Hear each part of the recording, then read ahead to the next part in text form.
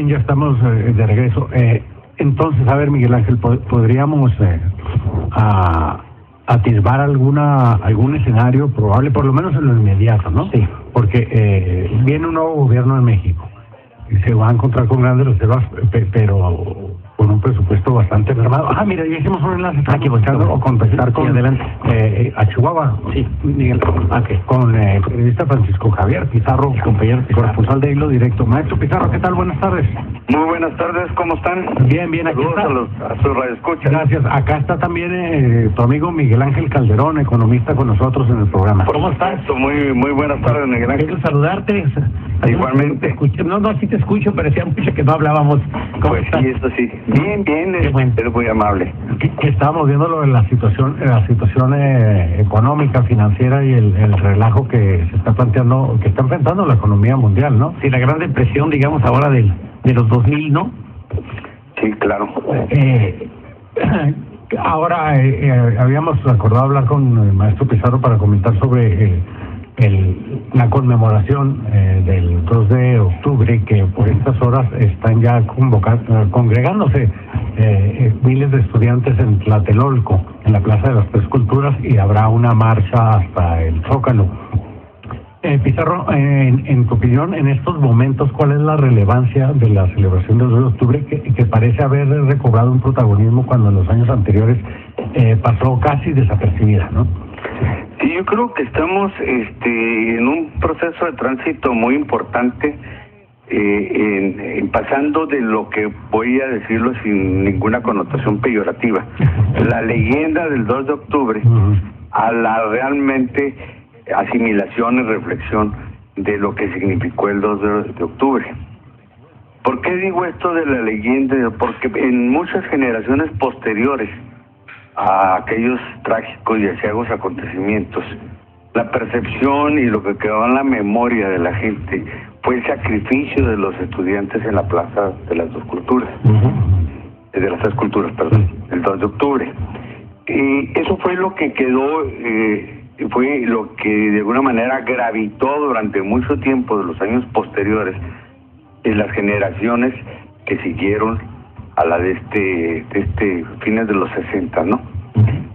Y yo creo que estamos viendo ahora el resurgimiento de una generación que voltea a ver estos acontecimientos, pero ya no solo en términos de un hecho de sacrificio heroico, sino también de una reflexión mucho más profunda de lo que significó ese movimiento estudiantil en el 68, en la configuración de un nuevo país. Y a mí me parece que esto tiene que ver mucho justamente con algo de lo que ustedes estaban hablando ahorita, de esta recomposición del mundo, de esta crisis global, de esta crisis incluso yo lo ubico así, política que está atravesando el país, de la crisis del sistema de partidos.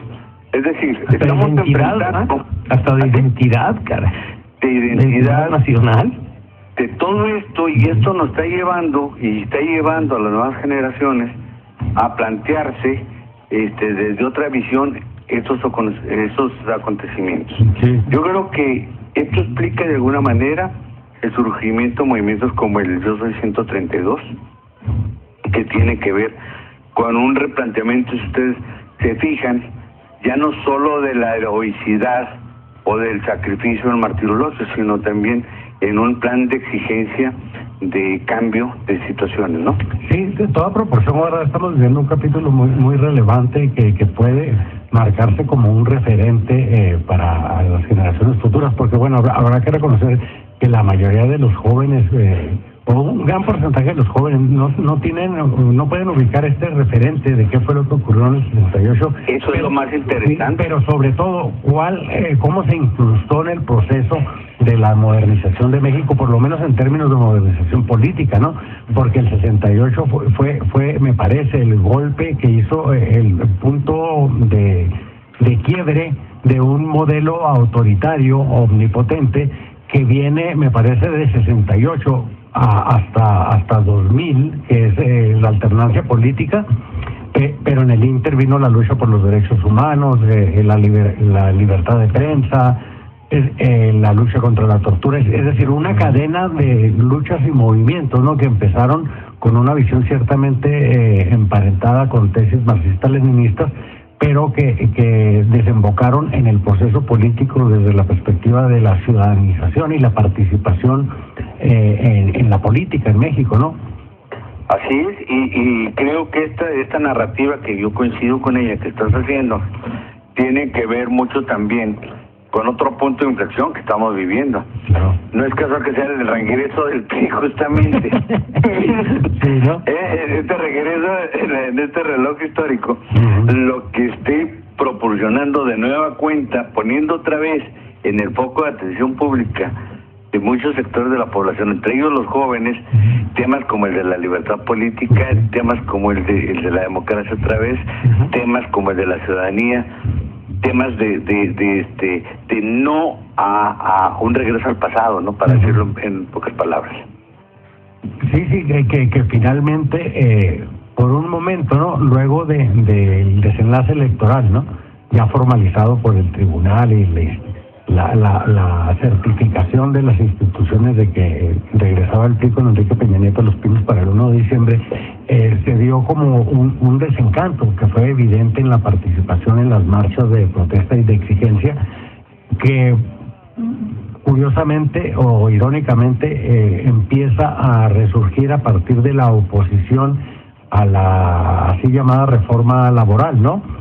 Así es, y es que esto es un ejemplo para mí paradigmático, es un paradigma de esa inflexión, porque mira, no sé si leyeron, yo coincido plenamente con Leo Zuckerman en su artículo ahora de la perestroika o la perestroika y Glasnost, ¿verdad? La troika de retomar el modelo salinista, ¿no? Reformas económicas, no políticas, ¿no? Así es, están en la vertiente esta que sumió al país en una grave crisis en 30 años, con esta fase de neoliberalismo ultranza, de limitación de las responsabilidades del Estado, del desmantelamiento del Estado de Bienestar Social, y en la medida de lo posible de todo el andamiaje jurídico e institucional que le daba soporte.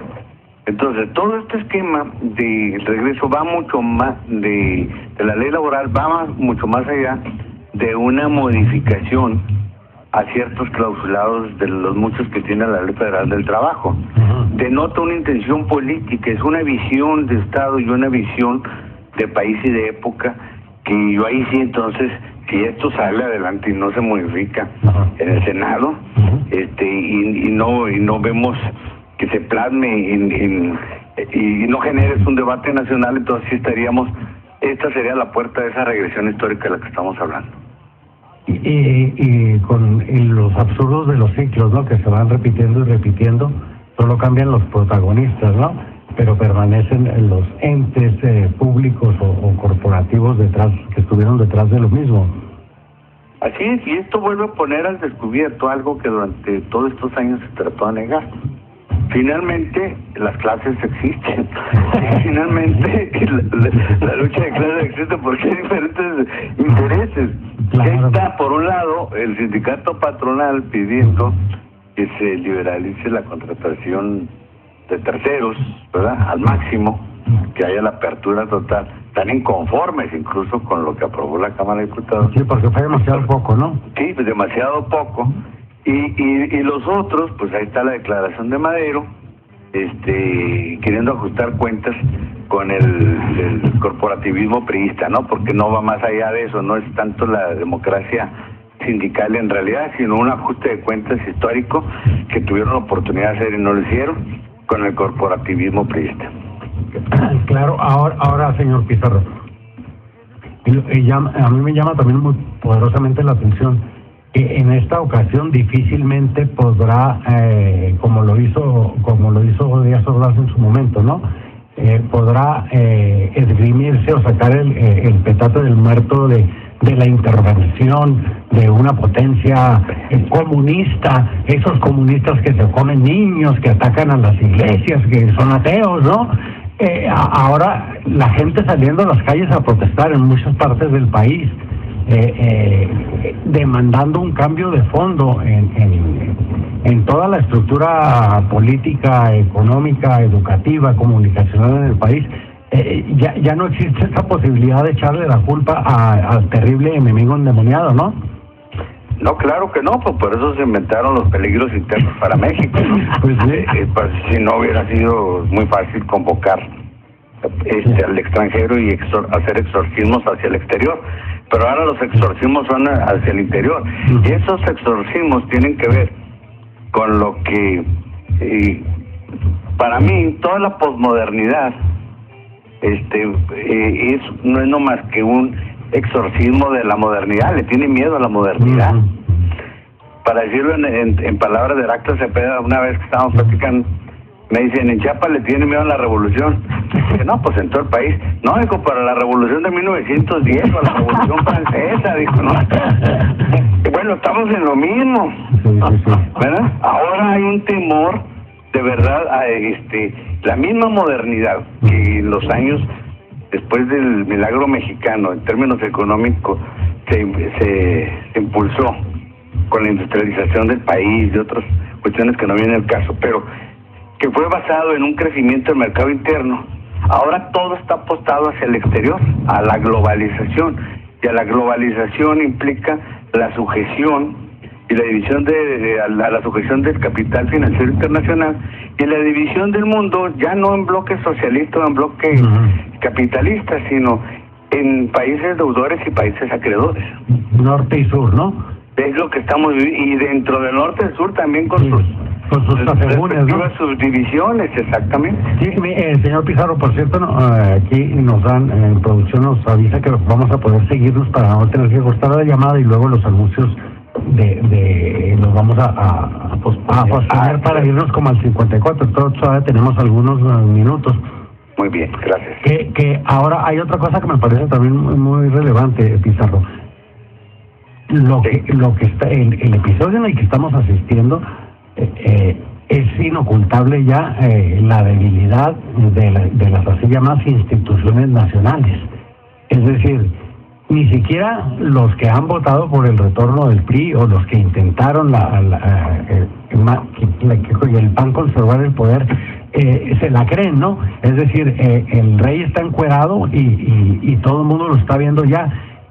El Congreso de la Unión, la Cámara de Diputados, la Suprema Corte de Justicia, incluso el Poder Ejecutivo, la Presidencia, Televisa determinando la investidura presidencial. Es decir, ya no se puede ocultar que México requiere una transformación de fondo, ¿no? Una auténtica reforma de Estado y sin embargo vemos que estas instituciones o estas cúpulas que se reúnen para determinar el rumbo del país ni siquiera pueden sacar la reforma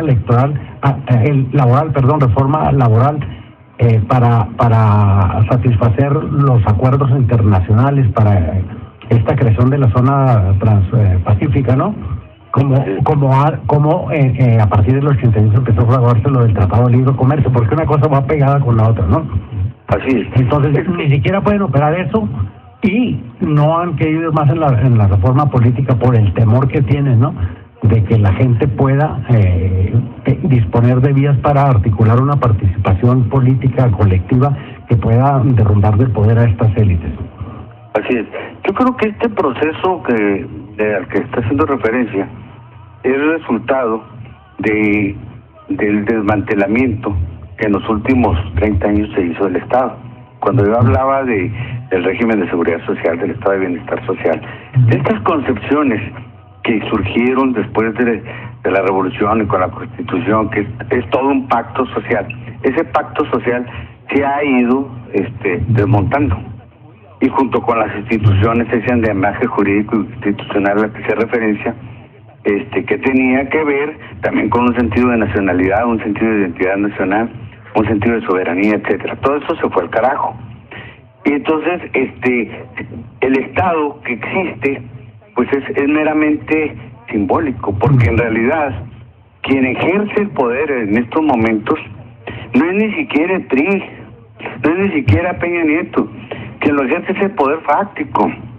Los grandes monopolios, los que están atrás, los que diseñan las políticas económicas, sociales, de salud, de educación, esos son los que están suplantando a ese Estado, que efectivamente pues queda como un referente, pero que no tiene capacidad alguna, ya no solo de gobernanza, digamos, de articular, vertebrar fuerzas sociales de respaldo, una base social de respaldo, sino de gobernabilidad, ni siquiera atender las más elementales necesidades de la población. Entonces yo creo que ahorita el desafío de este país es justamente lograr recuperar el Estado Nacional, volver a reconstruir ese andamiaje jurídico institucional y sobre esa base ir construyendo un nuevo pacto social en términos de libertad, obviamente, de democracia, no de esclavitud, como lo propone la ley laboral, no de falsas transparencias, como se proponen ahora hasta con comisiones anticorrupción, de restituir el sufragio efectivo y no el sufragio en efectivo. Tenemos pues una serie de retos muy fuertes que tiene que plantearse en la agenda nacional, y yo espero que los jóvenes en este 2 de octubre reflexionen esto, porque si no aprendimos la lección del 68, entonces no aprendimos nada. ¿Y qué es la lección principal del 68 para mí? Que justamente un país cambia en la medida en que su sociedad cambia, que no debemos de esperar que algo nos venga del cielo, de las profecías mayas o de alguna otra situación. Tenemos que hacer un esfuerzo precisamente para construir ciudadanía, hacer valer otra vez nuestra condición de ciudadanos, nuestros derechos, nuestras libertades, y ponerle freno a estas fuerzas que además pues también se mueven en el campo de la ilegalidad. ¿Cierto? Pero fíjese, precisamente lo que está planteando, señor Pizarro, me lleva indefectiblemente a enmarcar o hacer referencia a la globalización o a esta dictadura mundial, ¿no? Porque precisamente los dueños del dinero en el mundo están cumpliendo con una agenda largamente sostenida, que en buena medida con la depresión del 99 y la creación de la Reserva Federal dieron pasos decisivos, pero que se siguen desarrollando paso a paso con una disciplina admirable en ese sentido. O sea, estos señores lo que quieren es la destrucción de los Estados-nación, la destrucción de los países para la construcción o imposición de un nuevo orden mundial, que es el mismo viejo orden mundial, ciertamente, pero revisado, remasterizado o recargado, ¿no? Es decir, de lo que hemos estado viendo, y que me parece que esta pulverización de la credibilidad ciudadana en los gobiernos y en el sistema de partidos tiene que ver con eso. Es decir, tienes que destruir a las instituciones nacionales para poder establecer un nuevo orden mundial, ¿no? Un nuevo orden mundial ya no solo sustentado en el control del sistema neurálgico financiero, sino sobre todo en otro factor que yo creo que pocos han prestado atención: la precarización del salario, del medio ambiente, del planeta. Es decir, la explotación total, ¿no? La explotación total, ¿verdad? Es un esquema donde la tasa de ganancia se pretende sostener e incrementar sobre la base de la precarización, ya no de la productividad, ya no de la tecnología, ya no del desarrollo de la ciencia, sino básicamente del empobrecimiento de la población mundial. Sí, vean ustedes la cantidad de miles de millones de gente en situación de hambre absoluta. Es como para construir un nuevo orden en el que haya una sola clase y todos los miles de millones de habitantes simplemente esclavos, ¿no? Así es una situación de barbarie, es un regreso, por eso yo hablo de estas regresiones históricas. Yo creo que esto nos sitúa como país en una situación muy delicada y como planeta, como especie humana también en una situación muy Es delicada. el desafío más importante de la historia. Le agradecemos mucho su participación, maestro Pizarro. No, al revés, gracias a ustedes. Estaremos conversando, Estaremos en contacto. Igualmente. Muchas gracias, Pizarro. Miguel Ángel, muchas gracias a ti por habernos acompañado. En hilodirecto.com, en la página está ya la transmisión de la marcha en vivo de la marcha del 2 de octubre, no se olvida, y hay materiales muy relevantes. Hay un documental también ahí y algunos artículos que pueden ayudar a quienes, sobre todo a los chavos, ¿no? Si no tienen este referente muy bien ubicado. Miguel Ángel, gracias. Sí, gracias.